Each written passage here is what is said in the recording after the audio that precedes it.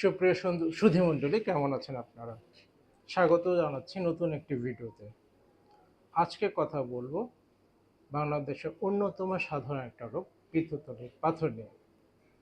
বাংলাদেশের বা সারা বিশ্বেই বলি যে 100 ভাগের মধ্যে 80 ভাগ রোগীরই কিন্তু পিত্তথলির পাথর থাকলে সেটার কোনো ধরনের উপসর্গ দেখা দেয় না। কোনো কারণে আল্ট্রাসোনোগ্রাফি করতে গেলে হয়তো বা এটা ধরা পড়ে যে না, ওই রোগী পিত্তথলির পাথর আক্রান্ত। যেহেতু ব্যথা হয় না, তাই মাথা ব্যথা হয় না চিকিৎসার ব্যাপারে।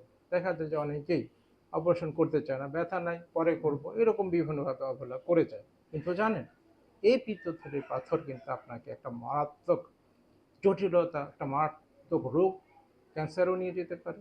হ্যাঁ, পিত্তথলির ক্যান্সারের অন্যতম প্রধান কারণ হচ্ছে পিত্তথলির পাথর। তারা কাদের সাধারণত পিত্তথলির পাথর থেকে পরবর্তীতে ক্যান্সার হতে পারে সে বিষয়ে একটু আলোচনা করছি। যদি দীর্ঘদিন ধরে কেউ পিত্তথলির পাথর নিয়ে থাকে, অপারেশন করায় না, অনেক দিন ধরেন 10 20 এরকম অনেক বছর ধরে সে পিত্তথলির পাথরের নিয়ে আক্রান্ত হচ্ছে। তাছাড়া রোগীর বয়স যদি বেশি হয়, 60 70 বছর বয়স যদি বেশি হয়, তাদেরও কিন্তু ক্যান্সার হওয়ার সম্ভাবনা থাকে। তাছাড়া পাথরের একটা আকারের উপর অনেক সময় নির্ভর করে। বিভিন্ন গবেষণা করে দেখা গেছে যে পাথরের আকার যদি 4 সেন্টিমিটারের বেশি হয়ে যায়, সেই ক্ষেত্রে কিন্তু ওই রোগীগুলোর পিত্তথলির পাথরের থেকে পিত্তথলির ক্যান্সার হওয়ার সম্ভাবনাটা অনেক বেড়ে যায়।